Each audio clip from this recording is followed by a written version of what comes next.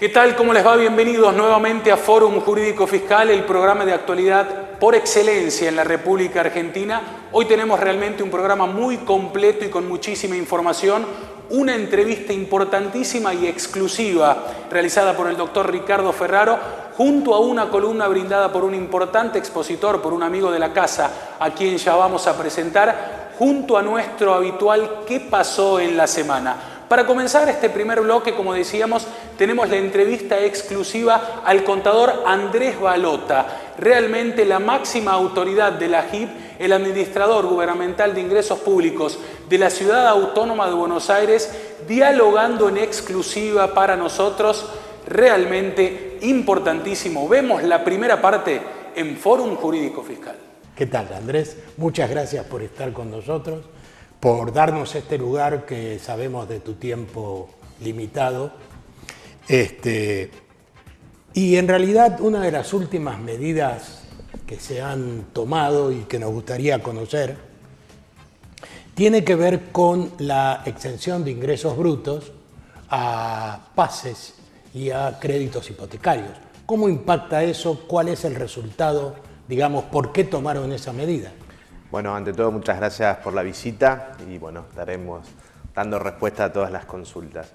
Respecto a las dos grandes exenciones que hemos efectuado este año en la ley tarifaria, en realidad el Ministerio de Hacienda las ha propuesto y la legislatura de la Ciudad de Buenos Aires ha acompañado la propuesta, tienen que ver con medidas que implican el acompañamiento a la Nación, al Fisco Nacional, respecto a diversas actividades. En el primer caso, cuando te referías al tema de los créditos hipotecarios, se ha reducido la tasa de ingresos brutos para los intereses de los créditos hipotecarios. Ustedes saben que esta era una tasa que estaba al 7% y se ha reducido al 1,5%.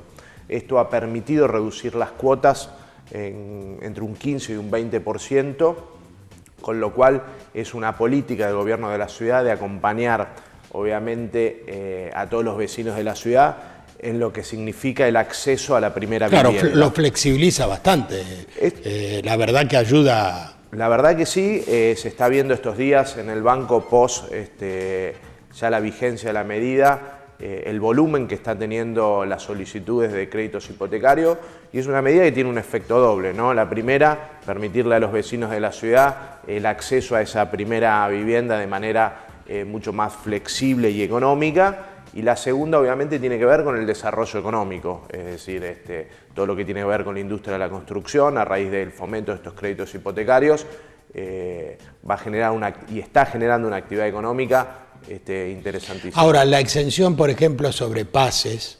es más efectiva acá en Ciudad de Buenos Aires que si esa medida la tomara, por ejemplo, provincia de Buenos Aires o cualquier otro lugar. Digo, porque Ciudad de Buenos Aires en realidad concentra la mayoría, digamos, de las casas centrales de los bancos y el Banco Central.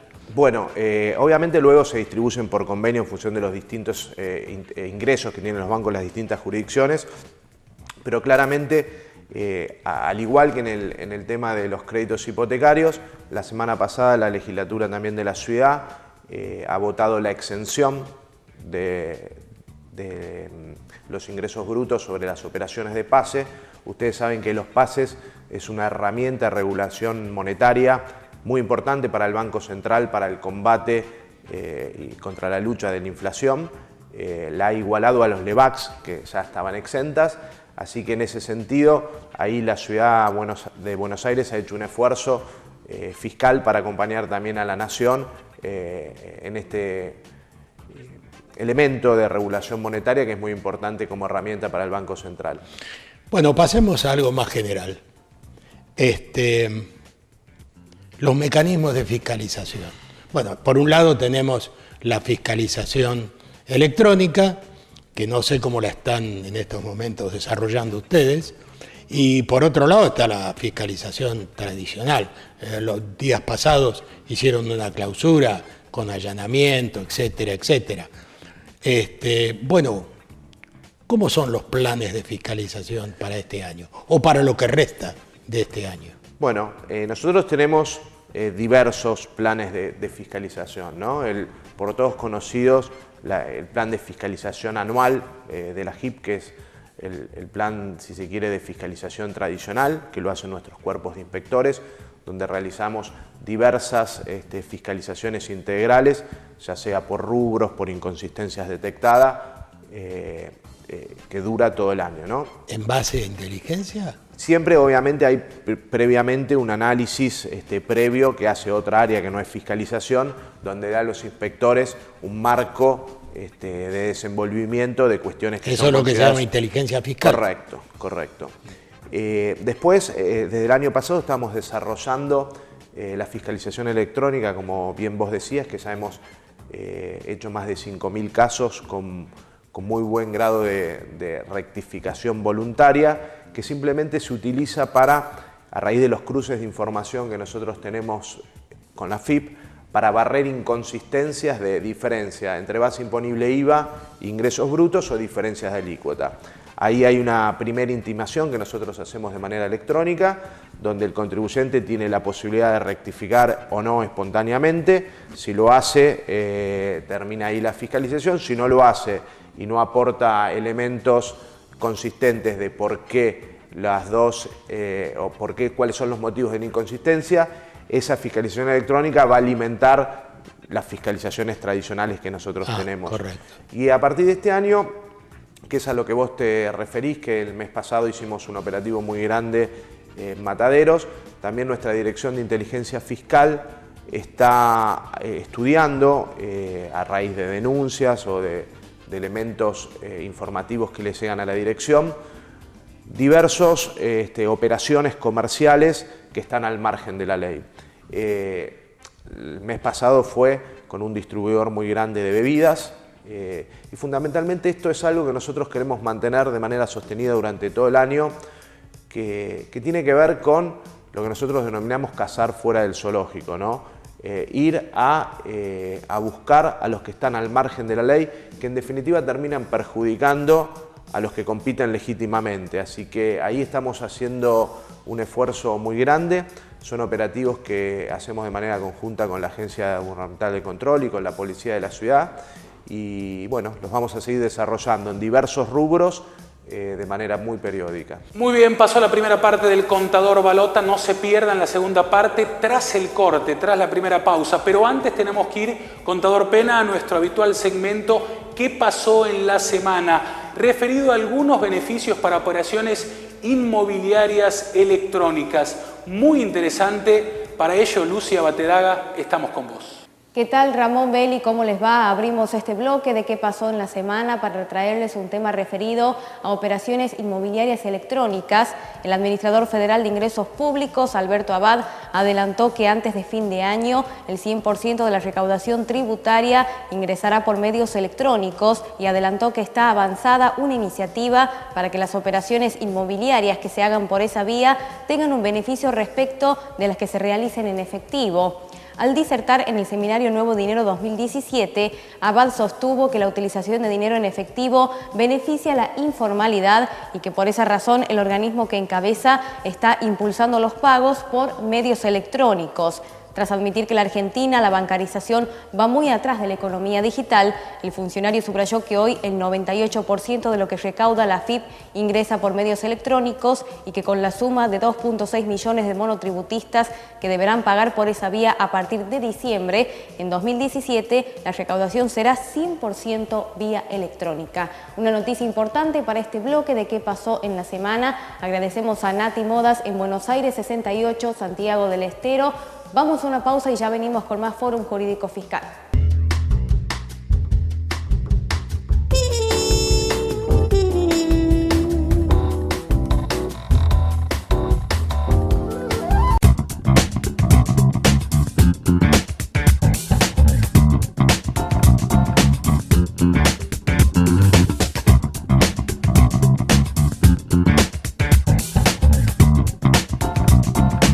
Segundo bloque en Fórum Jurídico Fiscal, gracias a todos nuestros anunciantes que apoyan semana tras semana este programa. Vamos a ir al encuentro ahora del doctor Félix Rolando, excelente tributarista a nivel nacional, un amigo de la casa que va a hablar de un fallo muy importante de venta y reemplazo. Columna imperdible, un lujo tenerlo, el doctor Félix Rolando en Fórum Jurídico Fiscal. Hay un fallo interesante del Tribunal Fiscal de la Nación, que es el fallo Oscar Chiapero del 12 de septiembre de 2016, que se refiere a una situación planteada con relación a la figura de venta y reemplazo. Como todos sabemos, la figura de venta y reemplazo constituye una opción técnica muy interesante porque permite diferir la utilidad obtenida en la venta de un bien y de esta manera también diferir la obligación en el impuesto a las ganancias para ejercicios siguientes, afectando la utilidad del bien al costo del bien de reemplazo.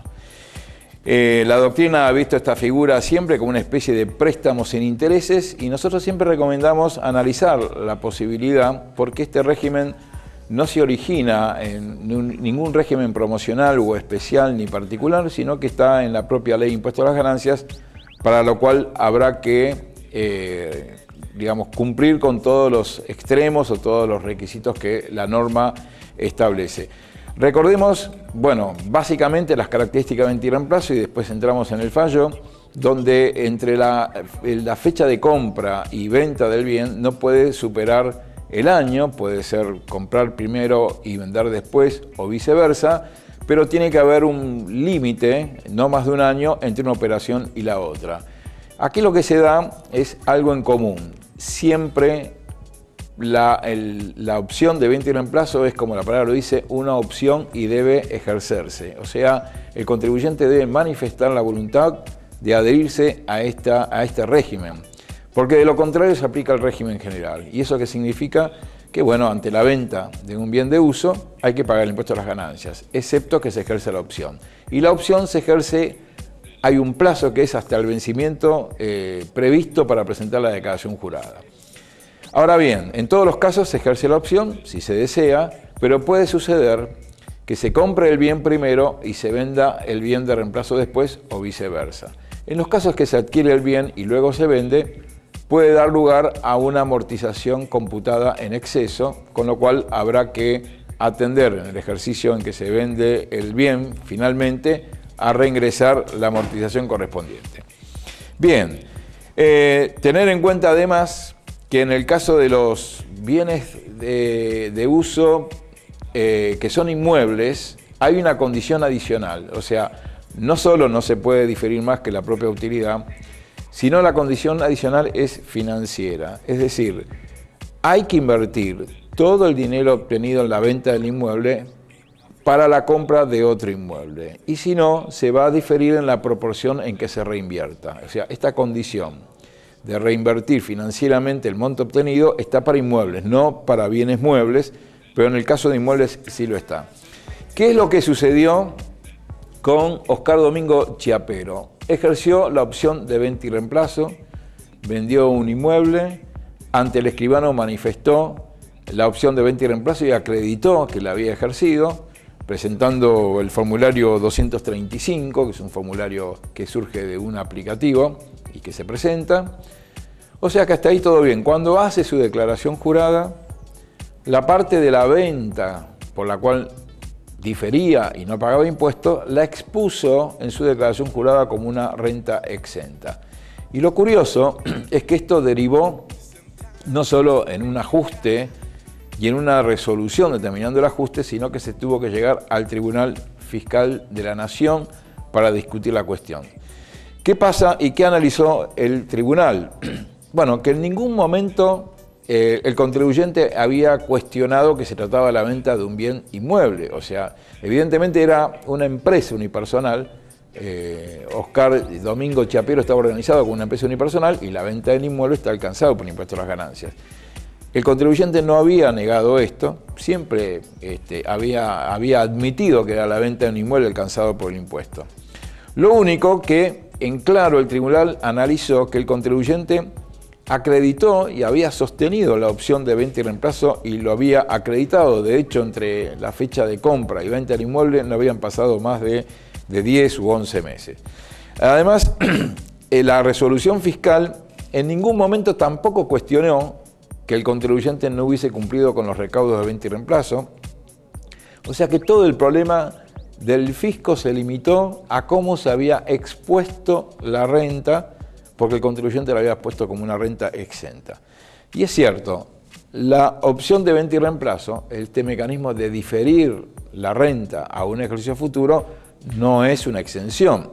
A lo sumo, podemos hablar de un ingreso que no es computable en el ejercicio de la venta porque lo voy a computar en ejercicios siguientes. Y quizás el contribuyente tendría que haberlo expuesto bajo otro nombre o bajo un concepto diferente que no fuera exención. El tribunal sigue analizando y ve que de un informe pericial que surge en sede penal, fíjense que estábamos hablando ya de una cuestión penal, un tribunal aparte, surge que el contribuyente realmente había cumplido con todos los recaudos de venta y reemplazo y que no había mérito alguno para practicar el ajuste. Con lo cual, como era obvio, el tribunal, al no merecer ninguna objeción el uso de la opción de venta y reemplazo, deja sin efecto el ajuste.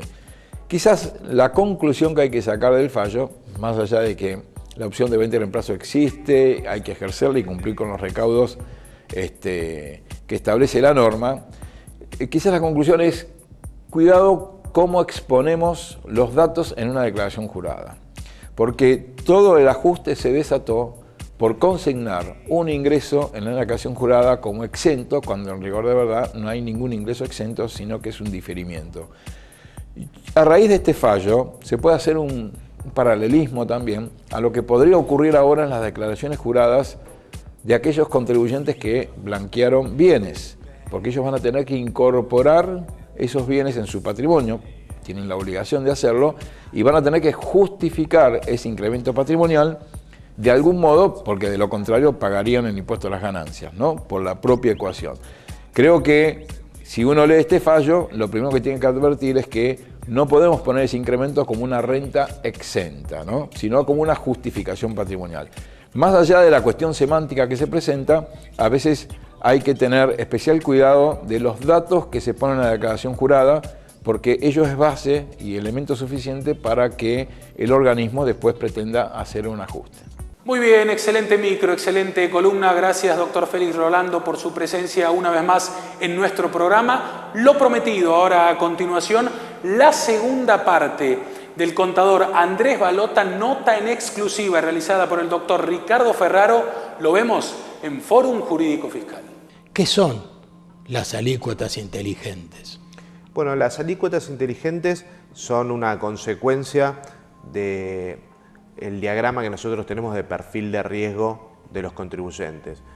Ustedes saben que nosotros tenemos diversos regímenes de retención que impactan en los movimientos financieros de los contribuyentes, ya sea el por todos conocido SICREV, pero también los regímenes de retención y percepción y diversos regímenes de pagos a cuentas, como pueden ser tarjetas de crédito. Que hace temblar a los contribuyentes. Por suerte en la ciudad no, es decir, nosotros hemos implementado un nuevo régimen el año pasado, a partir del mes de octubre, y obviamente venimos siguiendo la evolución de los saldos a favor de los contribuyentes y no notamos objetivamente un aumento de los saldos a favor. Estamos en un mes y medio aproximadamente de tiempo en la devolución de los mismos, con lo cual nosotros interpretamos que estos regímenes realmente son una ayuda de recaudación y no se hacen por motivos recaudatorios de ir a buscar plata que no le corresponde al fisco. La gente dice financiamiento cero. No, pero volvamos a la alícuota. Bueno, es decir, la alícuota es mayor según el comportamiento. No, busca integrar una alícuota que entre los diversos regímenes de retención al que un contribuyente pueda ser sometido, en ninguno de los casos exceda el saldo de ingreso final de la declaración jurada. Y obviamente en el medio aquellos perfiles de alto riesgo que sí claramente existen, bueno, obviamente separarlos y darle un tratamiento ahí me similar. gustaría hacer una breve acotación. El sistema de riesgo antes tenía una sola categoría, o sea, eras un contribuyente riesgoso o nada. Ahora esto se ha tipificado nuevamente, es decir, ¿hay otras categorías? Sí, nosotros casualmente estamos sacando próximamente una nueva normativa de lo que vos perfecto, decís, sí. de diagrama de padrón de riesgo, donde se va a abrir, ¿no? Hoy existía una sola categoría, Sí. Y nosotros la vamos a catalogar en más de 10 categorías de riesgo, en la cual no todas van a tener la máxima penalidad, ¿no? Porque no es lo mismo el no depósito de una retención practicada Claro. y no ingresada que algún tema de informalidad. Entonces se ha trabajado en eso y van a existir diversas categorías de clasificación de riesgo. Está bien. Y vamos a, digamos, los contribuyentes en general pasan a tener una categoría que van a poder consultar. Sí, obviamente cada uno va a poder tener acceso a su diagnóstico y eso es bueno porque también le va a dar la posibilidad de solucionar. ¿Y eso ya está en inconsistencia. ciernes, en cualquier momento Sí, se firma? Sí, ya está, calculo que en este mismo mes de junio va a estar la normativa. Ah, excelente. ¿Qué pasa con el control del transporte? Porque hicieron un acuerdo con Provincia de Buenos Aires, pero Cava ya controlaba el transporte, el traslado de mercaderías dentro de su, digamos, de su ejido. ¿En qué consiste? Y además, un contribuyente porteño, ¿cómo hace para conseguir el COT? Bueno, obviamente el control de transporte tiene que ver con detectar actividad en el marco de la Ciudad de Buenos Aires que no esté declarada. Nosotros, como bien vos decías, hacíamos operativos tradicionales que tiene que ver con el transporte, pero eran operativos presenciales, es decir, inspectores nuestros con ayuda de la Policía Metropolitana hacían esos famosos operativos camiones, parándose en algún punto de la zona norte del ingreso a la ciudad o de la zona sur, y paraban camiones para ver si venían con la acreditación de la inscripción en la ciudad. La verdad que todos estos operativos nos siguen arrojando un grado importante de no inscripción en la ciudad de la gente que viene a dejar mercadería o a realizar algún tipo de actividad, con lo cual, gracias a una colaboración que nos está dando el Fisco de la Provincia de Buenos Aires, ARBA, y para también simplificarle la vida a los contribuyentes de no diseñar un nuevo aplicativo más, hemos firmado un convenio con ARBA, con lo cual el COT a partir del 1 de agosto, es decir, el Código de Operaciones de Transporte a partir del 1 de agosto pasa a ser también obligatorio en la Ciudad de Buenos Aires, que ya lo era para los sujetos de convenio, ¿no? Sí, pero ahora va a ser... A partir del 1 de agosto, pero en la misma aplicativo, pero con la clave ciudad que lo realizan en ARBA, así que creemos... Bueno, y el control es indistinto.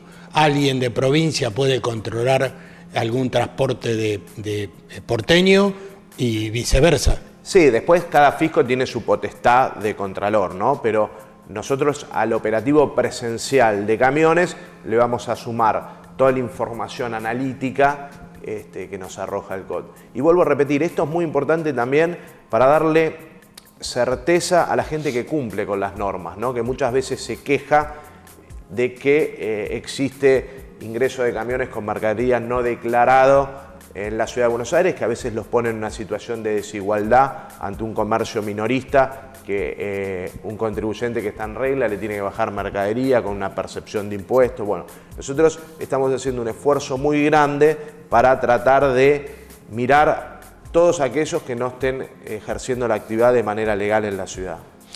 Dos últimas preguntas. Una, ¿qué nivel de morosidad tiene hoy la AGIP? Y la segunda, ¿cómo, digamos, evoluciona el tema de tanto distrito promocionado? Bueno, respecto a la morosidad, es una morosidad baja respecto a la media, obviamente, del país, ¿no? Este es un distrito, afortunadamente, que tiene una morosidad muy marginal. y a la cual también este año hemos sumado una herramienta más, ¿no? Que tiene que ver con el SOJ, el Sistema de Oficios Judiciales, que disponía la AFIP. Nosotros a principio de año, también con un convenio de colaboración de la AFIP, con la AFIP le pudimos dar acceso a los 100 mandatarios que tiene AGIP, que son los tradicionales cobradores fiscales, para que puedan realizar embargos de manera automática con el Banco Central e ir dejando de lado aquellos papeleríos o trámites tradicionales. Con lo cual hoy los mandatarios nuestros tienen una herramienta muy importante también para seguir atacando ese bajo nivel de morosidad que hoy existe. ¿Y en promociones? Y bueno, en promociones obviamente la ciudad tiene una política ya de unos años de promocionar diversas zonas o actividades de la ciudad. El caso ícono es, si se quiere, la zona de Parque Patricios, donde la ciudad tiene el distrito tecnológico, y la verdad es que cada vez se suman más empresas, ¿no? Con mucho éxito. Ahora acabamos de otorgarle el ingreso a Mercado Libre, que es una de las principales empresas del país, y bueno, uno cuando transita la zona de Parque Patricios se da cuenta que ese objetivo que siguió la ciudad en su momento, y obviamente procuró el legislador de darle un desarrollo inmobiliario a toda esa zona, ha cambiado. Sin duda. Andrés, gracias. No, gracias a ustedes y espero haber respondido todas las inquietudes. La verdad que sí. Nos vamos a despedir. Gracias al contador Pena por la producción ejecutiva, a Jimena por estar allí detrás de cámara con todo el trabajo de producción. Nos vamos con la frase habitual y los esperamos dentro de 7 días para un nuevo programa de Fórum Jurídico Fiscal.